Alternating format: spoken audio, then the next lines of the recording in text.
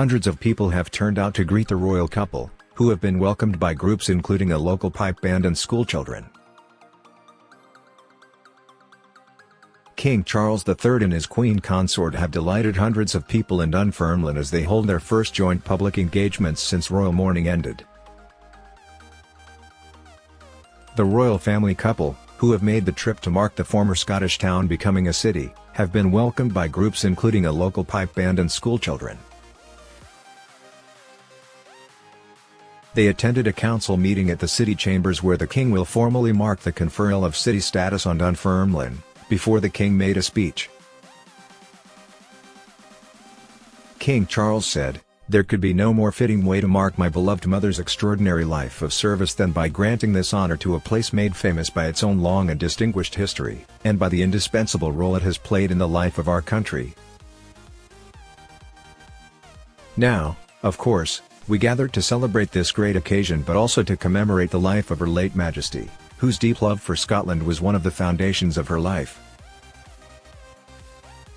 It is my hope that all those who live in, or who hail from, this very special place, will feel a real sense of pride at this latest chapter in our rich history, and that this new distinction will not merely burnish the legacy of the past but will also brighten the prospect of our future."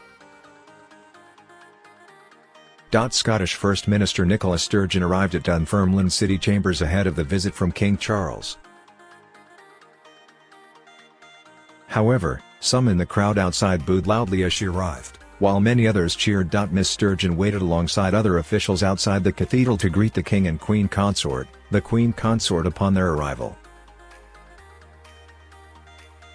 The First Minister could be seen bowing to His Majesty as they shook hands and exchanged a few words before Charles continued greeting other representatives for the city. William Richards, 58, had a quick chat with the king over the barrier as he approached Dunfermline Abbey. Charles shook his hand and also touched his newborn granddaughter Sierra Forrest. Mr. Richards told the BBC, "I met him once before at the opening of the Prince of Wales and Queen Elizabeth carrier ships. I've worked on the Rosyth dockyards for 40 years and I worked on both of the carrier ships there. I had the privilege of meeting the king and his father there, so I wanted to come up today and meet him again with my daughter and granddaughter. I showed him my granddaughter and he asked if she was my first and I said she was, and I'm due another for my son in November. He was very nice and asked if I still worked in the dockyards when I said how we had already met." Linda Dalgarno was delighted to shake the king's hand as he arrived in the new Fife city. She told the BBC, "It was amazing.